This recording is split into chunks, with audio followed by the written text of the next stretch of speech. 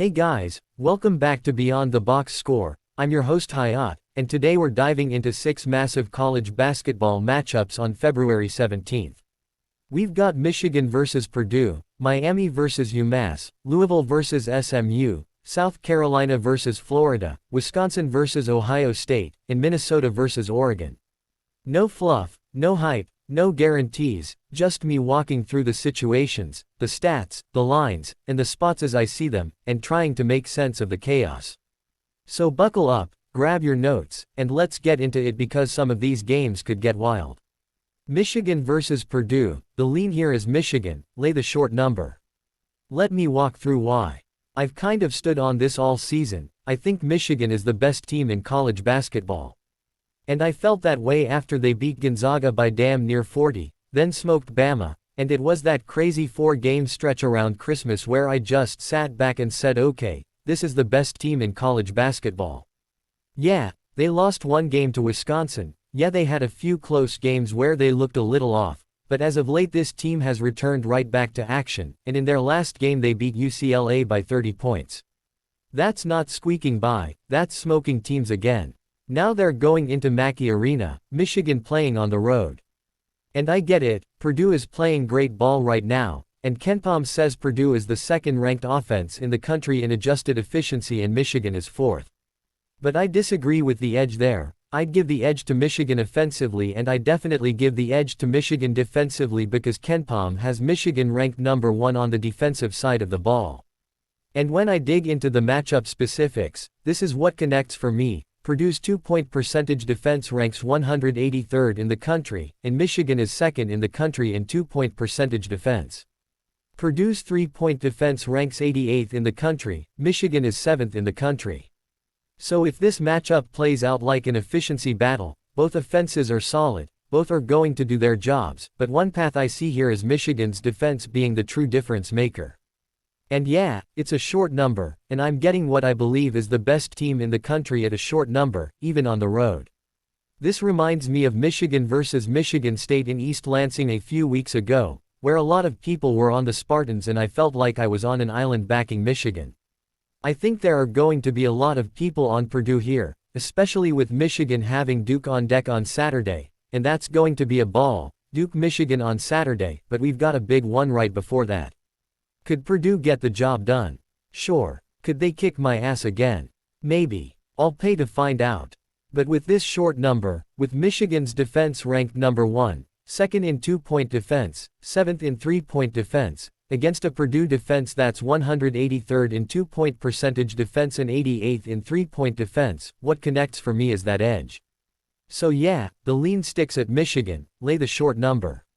Let's roll into next game Miami vs UMass. The lean here is Miami laying the points. Let me walk through why.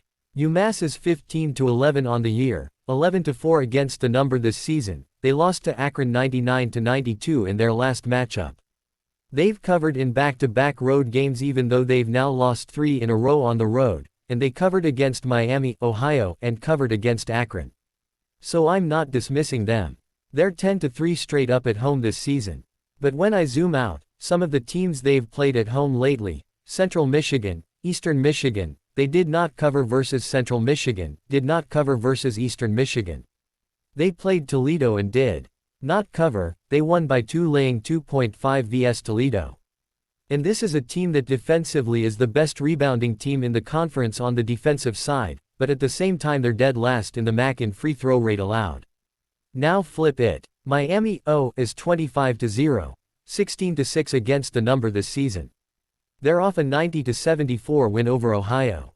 But here's where it gets interesting. They beat Buffalo in overtime by 3. They beat Kent State 107-101 in overtime on the road. They beat UMass by 2 in the first meeting. They beat Buffalo on the road by 2. So yeah, 25-0, but there have been close calls in this 25-0 unbeaten run. So if this matchup plays out like another one of those tight games, I get the hesitation. But what connects for me is the efficiency profile. Miami is second worst in offensive rebounding, but they're first in conference in offensive efficiency, first in 2-point shooting, fourth in 3-point shooting, shooting almost 79% from the foul line, and second in free throw rate accomplished. So one path I see here is UMass grabbing defensive rebounds but still having to deal with a team that doesn't need second chances because they're elite in initial shot efficiency and they live at the line, and UMass is dead last in the MAC in free throw rate allowed. That's a bad combination, and the line feels a little bit short. It almost feels like a bait line toward UMass, like a shark chaser special, where people think this is the spot for the 25-0 run to end.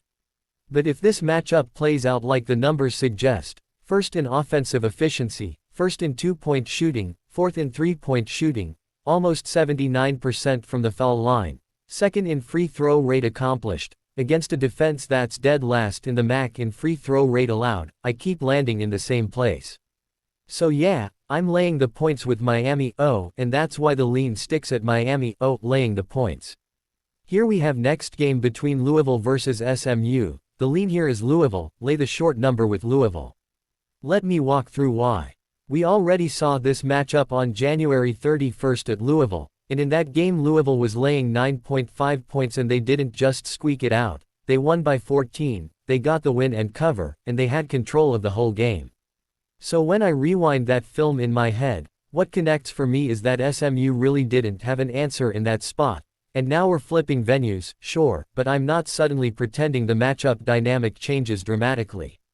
Louisville has won 5 straight, and that matters to me because momentum in late-season college basketball is real. Ever since getting Mikel Brown back, this team looks different, and he dropped 29 in last game versus Baylor at a neutral site, which tells me the production travels. That wasn't just a home cooking performance, that was on a neutral floor against Baylor. So if this matchup plays out like the first one, where Louisville dictated tempo and had control of the whole game, I don't suddenly see SMU flipping that just because they're in Dallas. Now I respect that SMU is 13-2 straight up at home this season, and they're coming off a loss against Syracuse, and typically this is the kind of revenge bounce back spot where I'd look at the Mustangs and say okay, maybe this is the response game.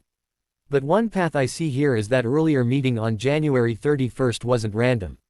Louisville laying 9.5 and winning by 14, that's margin. That's separation. That's matchup edge. And when I layer in that Louisville has won 5 straight and Mikel Brown just dropped 29 in last game versus Baylor at a neutral site, I start thinking this team is peaking. The vibe this gives me is Virginia versus SMU earlier this season, when Virginia went into SMU home court and Virginia won at SMU home court. That was another example of a team being a step above. So if this matchup plays out like that Virginia situation, where the better team simply asserts itself even on the road, then SMU being 13-2 straight up at home this season might not be enough. And I keep circling back to the betting angle, we don't have to lay a bunch of points. That matters. I'm not being asked to swallow some crazy inflated spread here. It's just lay the short number with Louisville. So when I stack it all up, January 31st, laying 9.5, winning by 14, win and cover, control of the whole game, 5 straight wins, Mikel Brown 29 versus Baylor neutral site, SMU 13-2 straight up at home, coming off a loss against Syracuse, and the Virginia won at SMU home court comparison. What connects for me is Louisville being a step above again. Yeah, that's why the lean sticks at Louisville, lay the short number with Louisville. Quick pause, if you've got an even one lean or insight you like so far, smash that like button. It literally tells me these deep dives are worth doing. And if you want to keep the channel rolling, and make sure you don't miss these full slate breakdowns, hit subscribe too. Takes a second, but it helps me bring you more raw, unfiltered analysis like this. Our next game is South Carolina versus Florida. The lean here is Florida, lay the points. Let me walk through why. We saw this matchup on January 28 in South Carolina, and in that game Florida was laying 13.5 and they didn't just cover, they demolished them 95-48. 95-48. That's not variance, that's domination. So if this matchup plays out anything like January 28 in South Carolina, where Florida was laying 13.5 and won 95-48, then I have a really hard time getting to the other side. And yeah, I know it's a big number now, I know it's a massive number, but I'm asking myself what has fundamentally changed since Florida beat them 95-48 on January 28. Because that game wasn't competitive. That wasn't some fluky shooting night that ended 72-68. That was 95-48. Now, I did lay 12.5 against Kentucky recently, and Florida won by 9 and did not cover, so I'm not pretending they're automatic against the spread every night. Laid 12.5, won by 9, did not cover. That's the reality. But if this matchup plays out like the January 28 game in South Carolina, where Florida was laying 13.5 and controlled the entire thing en route to 95-48, then laying the points again doesn't feel irresponsible. One path I see here is Florida's athleticism and depth creating those same runs through two halves, stretching margin little by little, pushing that separation back toward that prior 95-48 type of gap. And when I say it's a big number, a massive number, I mean it, this isn't small. But sometimes a big number is big for a reason. If Florida can win 95-48 in South Carolina when laying 13.5, then at home I have to ask myself how South Carolina suddenly closes that gap dramatically. I just don't see the scenario unless Florida completely no-shows, and that's not the profile I've seen outside of the Kentucky game where I laid 12.5 and they won by 9 and did not cover. So when I connect January 28, laying 13.5, winning 95-48, the recent 12.5 vs Kentucky and winning by 9, not covering, and the acknowledgement that this is a big number, a massive number, but still a lay the points situation, I land in the same place. Yeah, that's why the lean sticks at Florida, lay the points. Now we have next game, Wisconsin vs Ohio State, the lean here is Wisconsin. Let me walk through why. We're at the Schottenstein Center, and I think the location matters because Ohio State has been solid at home in spots, but when I zoom out and look at the full profile, what connects for me is consistency versus inconsistency. Ohio State is coming off a 70-66 neutral site loss to Virginia in their last matchup, and they've alternated wins and losses in 8 straight. That right there tells me who they are right now. They're 16-9 on the year, 8-6 in conference, and it feels like every time you want to trust them, they flip the script the next game. And yeah, they've done a good job winning the games they're supposed to win at home. But their home losses have come against Illinois, Nebraska, and Michigan, and those are teams you probably should lose to. So if this matchup plays out like Ohio State facing a team that's simply better in conference structure, then we've already seen the blueprint for what that looks like inside this building. Now flip it to Wisconsin. They're 18-7 on the year, 10-4 in conference, and they're coming off a 92-71 win over Michigan State. And that wasn't fluky. Michigan State did not lead once in that game. Not once. Wisconsin's biggest lead was 24 points with 9 minutes to go in the second half. That's domination. That's wire to wire. So one path I see here is that Wisconsin's offensive execution and discipline travels. Because even on the road in conference, their only losses were a 1-point loss at Indiana about a week and a half ago and a loss at Nebraska back in December when Nebraska was running through everybody. That's it. That's the road blemish profile.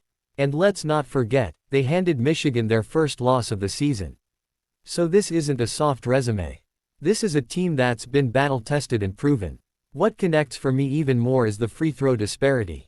Wisconsin is leading the Big Ten in free throw shooting in conference play, and they're shooting above 80% in conference from the foul line.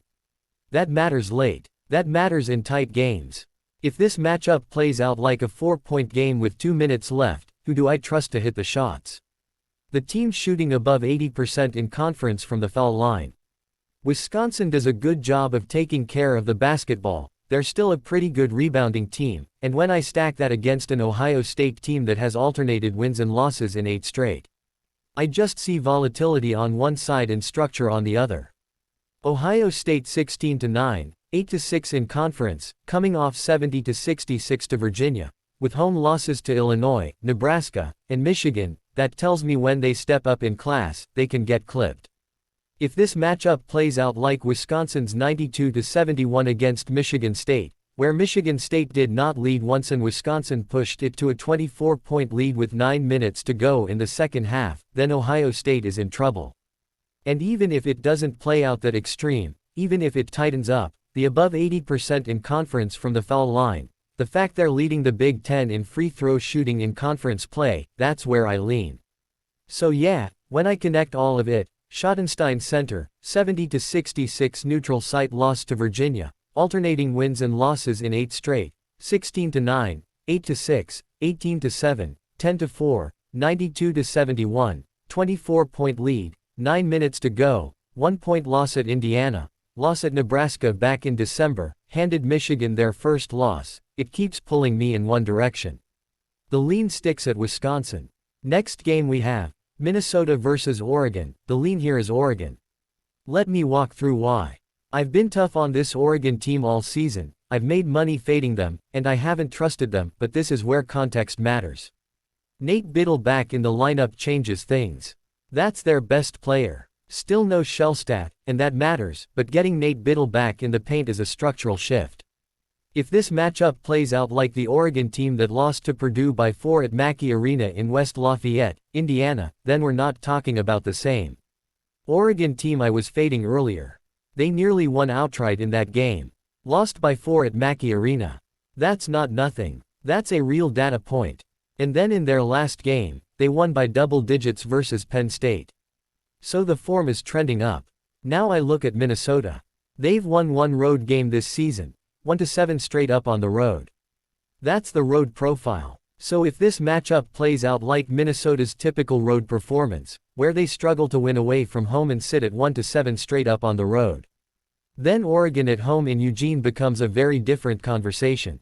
One path I see here is Oregon leveraging Nate Biddle's presence inside, controlling the paint, and forcing Minnesota into tough half-court possessions. And I don't have to lay a bunch of points with Oregon.